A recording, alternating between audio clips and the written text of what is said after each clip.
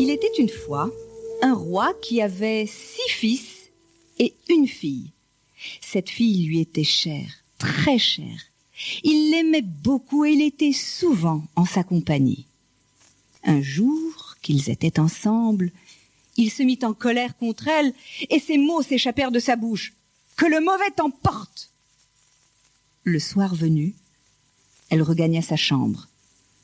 Au matin, il ne la trouva pas. Son père fut triste.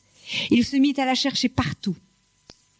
Alors, voyant cela, le vice-roi se présenta devant le roi et demanda qu'on lui donnât un serviteur et un cheval, de l'argent pour ses dépenses, et il partit à la recherche de la princesse. Il la chercha, pendant longtemps, très longtemps. Mais il finit par la retrouver. Et voici comment il la chercha. Pour la retrouver, ce sera une autre histoire.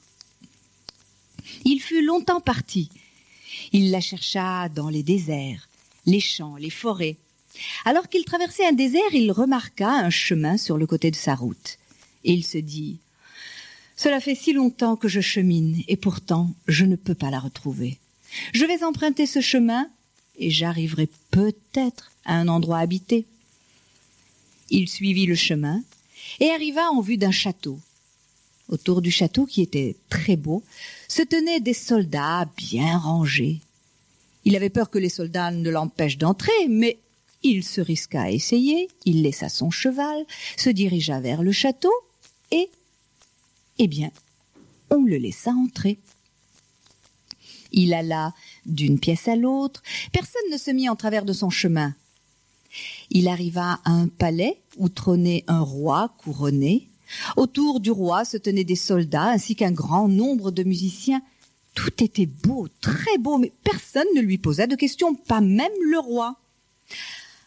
Apercevant des mets succulents, il en mangea, puis partit s'allonger dans un coin pour voir ce qui allait se passer. Il vit le roi ordonner de faire amener la reine, ce qui fut fait. Lorsque la reine arriva, des cris d'allégresse retentirent, les musiciens jouèrent et chantèrent, on lui installa un siège, on la fit asseoir à côté du roi. Mais en la voyant, le vice-roi reconnut la princesse. Alors celle-ci promena son regard sur la salle et remarqua que quelqu'un était allongé dans un coin. Et bien sûr, elle le reconnut, se leva, se dirigea vers lui, le toucha, lui demanda « Me connais-tu » Il répondit « Oui, je te connais. Tu es la princesse qui a disparu.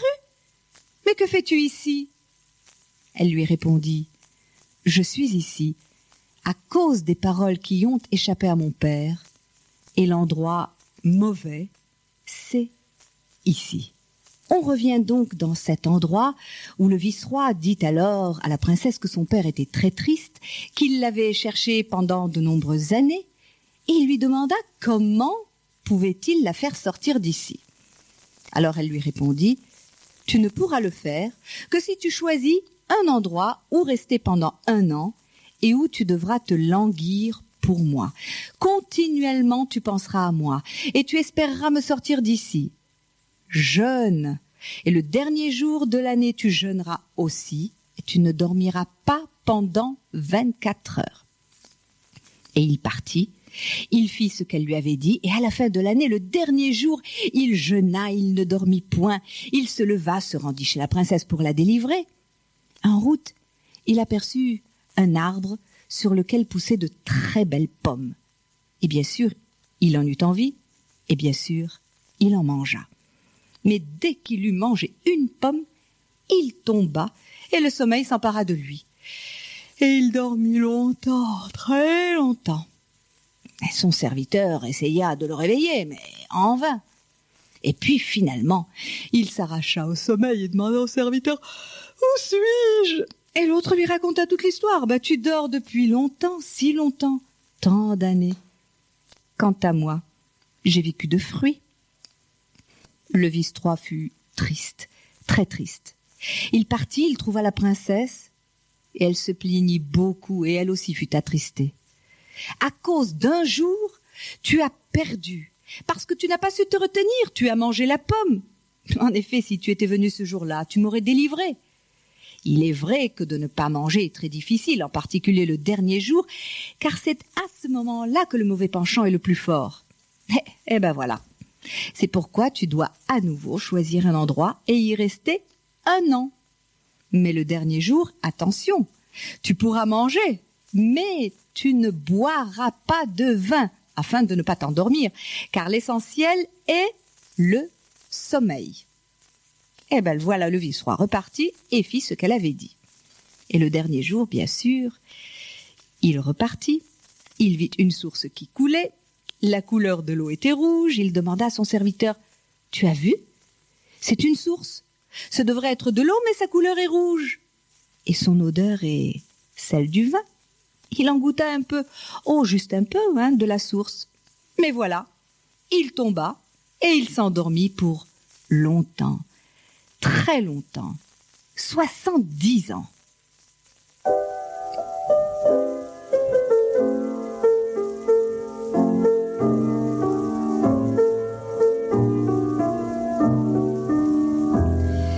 De nombreux soldats passèrent par là avec leurs chariots et le serviteur se cacha pour ne pas être vu. Puis vint un chariot où se tenait la princesse. Elle s'arrêta près du vice-roi et descendit. Elle s'assit à côté de lui, le reconnut et tenta de le réveiller. Mais rien n'y fit.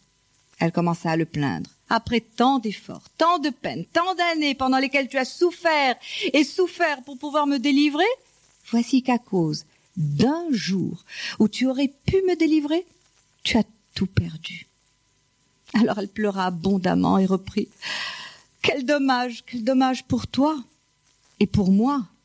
Je suis ici depuis si longtemps et je ne peux pas sortir. » Puis elle prit le foulard qui était sur sa tête, écrivit dessus avec ses larmes et le posa à côté de lui. Elle se releva, remonta dans le chariot et s'éloigna. Plus tard, il se réveilla et demanda à son serviteur « Où suis-je donc ?» L'autre lui raconta toute l'histoire. Tant de soldats étaient passés, il y avait eu un chariot, elle avait pleuré sur son sort, elle s'était lamentée. Quel dommage pour toi et pour moi. Pendant ce temps-là, le vice-roi regardait autour de lui, il aperçut le foulard et demanda au serviteur « D'où vient ceci ?» L'autre répondit « Elle a écrit dessus avec ses larmes et l'a posé ici. » Il prit le foulard et le tint face au soleil. Il distingua des lettres et lut ce qui était écrit, ses pleurs et ses lamentations. Il y était écrit qu'elle n'était plus dans le château et qu'il devait chercher un château de perles sur une montagne d'or. Là, tu me trouveras. Il partit seul à sa recherche, ayant laissé son serviteur. Il marcha et la chercha pendant de nombreuses années. Il réfléchit au fait qu'un château de perles et une montagne d'or, ça ne se trouverait sûrement pas dans un endroit habité, car il était expert en cartes. J'irai donc chercher dans les déserts. Et il partit à sa recherche, dans les déserts, pendant de nombreuses années.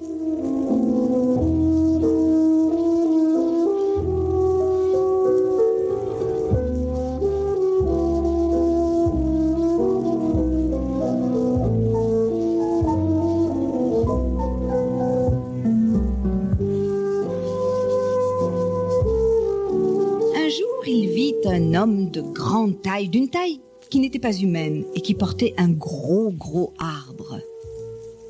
Le géant demanda « Qui es-tu » ?« Je suis un homme, répondit-il. Le géant fut très étonné. Il dit « Ça fait très longtemps que je suis dans le désert, je n'y ai jamais vu d'homme. » Alors le vice-roi lui raconta toute son histoire. Il lui dit qu'il cherchait une montagne d'or et un château de perles. L'autre lui répondit que ça n'existait sûrement pas. Et il le dissuada de chercher ailleurs, ajoutant « Oh, t'as sûrement raconté des sottises, car de telles choses n'existent pas. » Le vice-roi pleura beaucoup, et il dit « Cela existe, c'est sûr, cela doit bien se trouver quelque part. » Mais l'homme sauvage le dissuada de chercher, disant « On t'a raconté des sottises. » Le vice-roi répondit « Cela existe sûrement quelque part. Alors l'homme sauvage reprit, à mon avis, ce sont des sottises, mais puisque tu insistes, je vais te faire une faveur. Je commande aux bêtes sauvages. Je vais les appeler. Elles parcourent le monde entier. Et peut-être l'une d'elles connaît la montagne et le château. Alors il convoqua toutes les bêtes sauvages, les grandes, les petites, et les interrogea. Elles répondirent toutes qu'elles n'avaient jamais vu une telle chose. Il lui répondit, tu vois bien qu'on t'a raconté des sottises. Écoute-moi, retourne-t'en car tu ne trouveras sûrement pas de telles choses. Ça n'existe nulle part. Le vice-roi insista encore et encore. Cela existe certainement. L'autre lui dit, écoute, j'ai un frère dans le désert qui règne sur tous les oiseaux. Peut-être savent-ils, étant donné qu'ils volent haut dans les airs, peut-être ont-ils vu la montagne et le château. Va voir mon frère et dis-lui que c'est moi qui t'envoie. Et alors il se mit en route et après de nombreux jours, il rencontra à nouveau un géant qui portait un arbre aussi. Le géant lui posa la même question que le premier, il lui répondit de la même façon, lui raconta toute son histoire, lui dit que c'était son frère qui l'envoyait. L'autre essaya bien de le dissuader de chercher, disant que de telles choses n'existaient pas, mais le roi l'implora, cela existe sûrement. L'autre répondit, écoute, je règne sur tous les oiseaux, je vais les appeler, peut-être savent-ils quelque chose. Il les appela, les interrogea, petits et grands, mais ils répondirent tous qu'ils ne savaient rien de la montagne et du château. Alors le géant lui dit, tu vois bien, cela n'existe pas. Écoute-moi, va-t'en, cela vaut mieux. Mais le vice-roi insista beaucoup. Je suis certain que ça existe quelque part. Alors l'autre lui dit, plus loin dans le désert vit mon frère. Il règne sur tous les vents qui parcourent le monde. Peut-être, eux, savent-ils. Il partit à sa recherche. Pendant de nombreuses années, il chercha et chercha.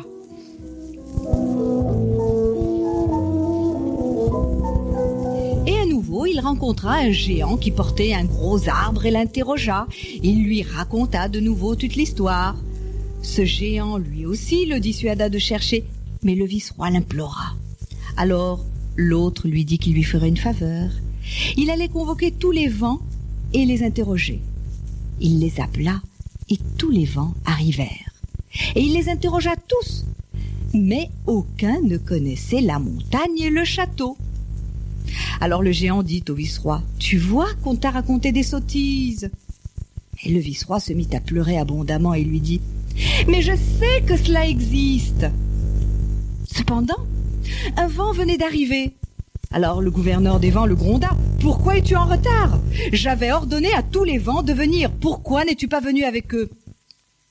Alors le vent lui répondit, « Je suis en retard parce que j'ai dû transporter une princesse vers un château de perles et une montagne d'or. »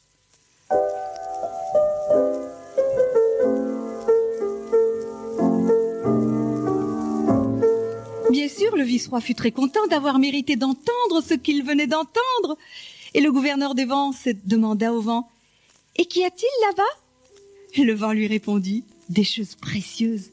Là-bas, tout est précieux. » Le gouverneur des vents dit alors au vice-roi, « Puisque cela fait si longtemps que tu la cherches, puisque tu as fait tant d'efforts et que tu auras peut-être besoin d'argent, je vais te donner un vase. Si tu y plonges la main, tu en retireras de l'argent. » Puis il donna l'ordre au vent de le conduire là-bas. Un vent de tempête se leva, emportant le vice-roi là-bas jusqu'à la porte où se tenaient des soldats. Oh, ils ne voulurent pas le laisser entrer dans la ville. Alors le vice-roi plongea sa main dans le vase, en sortit de l'argent, il soudoya les soldats, entra dans la ville. Oh, c'était une ville, une belle ville. Il se rendit chez un homme riche et paya sa pension, car il devait y rester un certain temps. En effet, il lui fallait bien toutes les ressources de son intelligence pour faire sortir la princesse. Mais le rabbi ne nous dit pas comment il l'a délivrée, cette princesse. Mais je vous assure, à la fin, il l'a délivrée.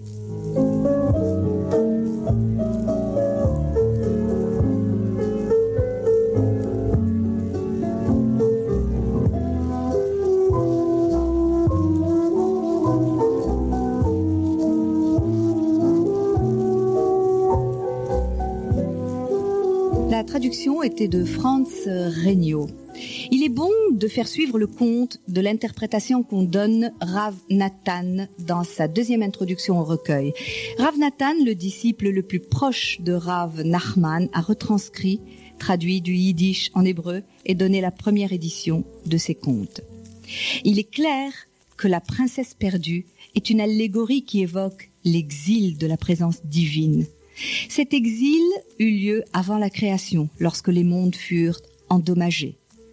Lorsqu'il fut créé, Adam dut réparer les mondes et révéler le règne de Dieu. Mais il goûta de fruits de l'arbre de la connaissance, ce qui provoqua la chute de la présence divine. Noach voulut continuer l'œuvre entreprise par Adam, mais il échoua lui aussi car il s'enivra.